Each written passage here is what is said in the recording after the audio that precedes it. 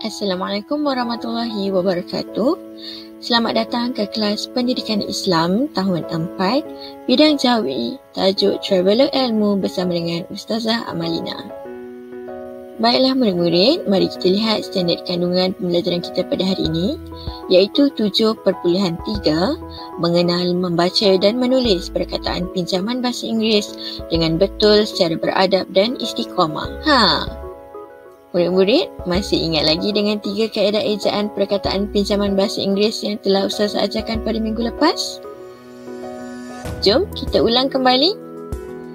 Secara umumnya, terdapat 3 kaedah untuk mengeja perkataan pinjaman bahasa Inggeris ni. Yang pertama, perkataan satu suku kata perlu dieja mengikut sebutan bahasa Inggeris. Contohnya, perkataan tax. Tax dieja dengan ta, ya, kaf, sin, tax. Yang kedua, perkataan dua suku kata ataupun lebih dieja berdasarkan ejaan tulisan rumi.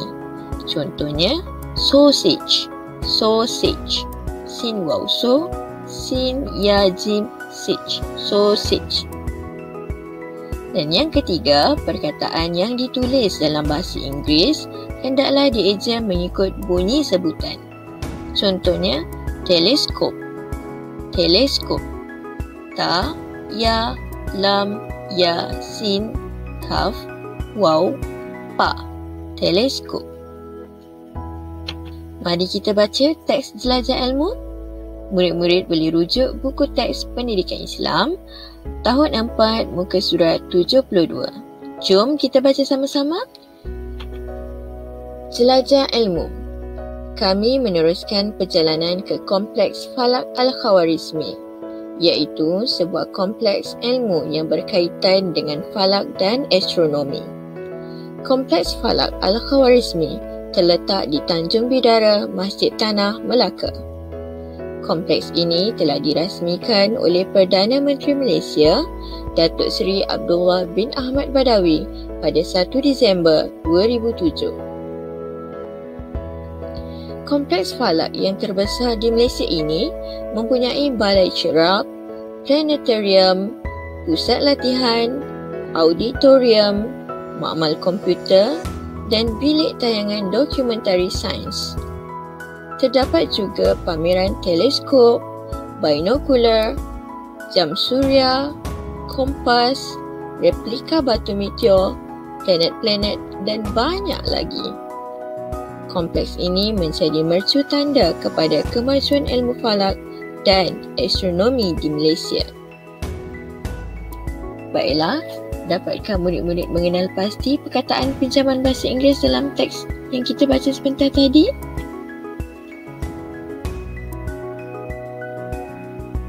Baik, mari kita sama-sama ulang kembali mengenai langkah mengeja perkataan pinjaman bahasa Inggeris yang seperti mana telah diterangkan oleh Ustazah pada minggu lepas. Macam mana cara nak eja perkataan pinjaman bahasa Inggeris ni?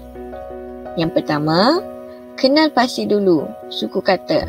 Ada berapa suku kata dalam perkataan tersebut? Tentukan suku kata dan suku kata terbuka dan juga suku kata tertutup yang terdapat dalam perkataan. Yang kedua, murid-murid perlu potong ataupun buang huruf vokal yang tidak diperlukan. Huruf apa tu? Huruf vokal A dan E pepet dalam suku kata tertutup sahaja. Ingat, huruf vokal A dan E pepet dalam suku kata tertutup sahaja. Yang ketiga, murid-murid perlu mengeja mengikut padanan huruf. Boleh rujuk pada padanan huruf Jawi Rumi ataupun untuk lebih mudah boleh rujuk pada kad dalil. Dan yang keempat, sambungkan huruf. Sambungkan huruf Jawi dengan betul sehingga membentuk ejaan perkataan yang sempurna. Okey? Jom kita eja sama-sama. Perkataan yang pertama, kompleks. Kompleks. K-O-M-P-L-E-K-S, kompleks. Perkataan ini mengandungi 2 suku kata.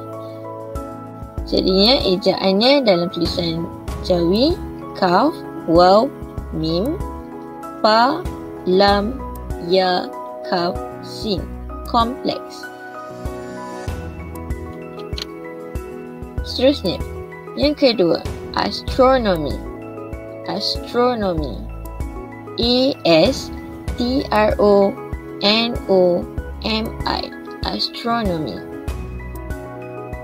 Perkataan ini mengandungi 4 suku kata. Bila ada 4 suku kata, murid-murid perlu mengeja mengikut sebutan bunyi. Alif sin, ta ra waw, nun ya, nun waw, mim ya. Astronomy.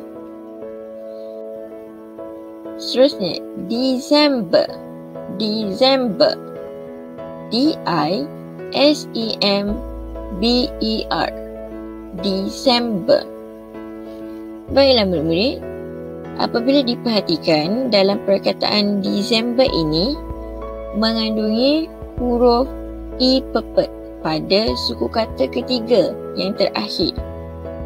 Okey, jadinya perlu digugurkan huruf I pepet dalam ejaan tulisan Jawi, menjadikan ejaan December dalam tulisan Jawi dal ya, sin ya, mim, ba, ra. December. Seterusnya, planetarium. Planetarium.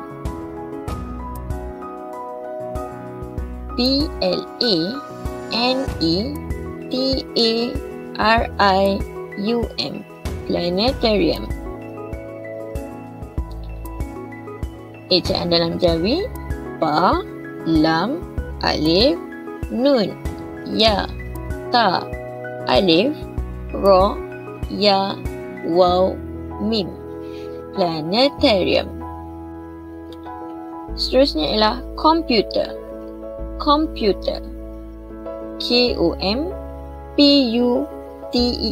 Komputer.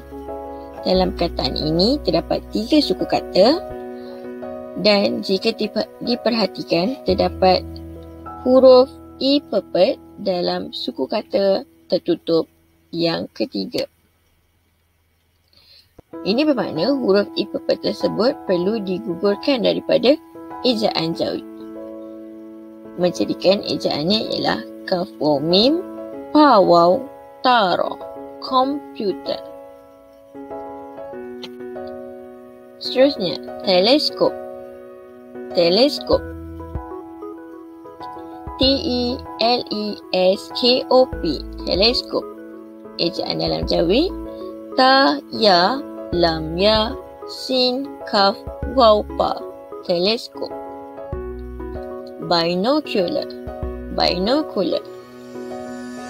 B-I-N-O-K-U-L-A-R. Binocular.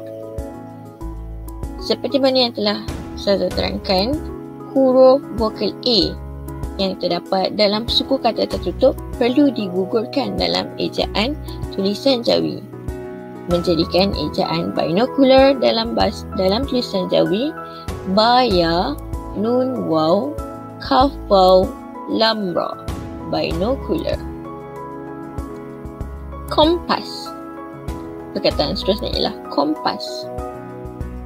K-O-M-P-A-S. Kompas. Perkataan ini mengandungi 2 suku kata. 2 suku kata tertutup dan terdapat huruf vokal A dalam suku kata tertutup yang kedua. Ini bermakna huruf vokal A tersebut perlu digugurkan dalam ejaan tulisan Jawi, menjadikan ejaan kompas dalam tulisan Jawi kaf, waw, mim, pa, sin. Kompas. Dan yang terakhir, astronomy.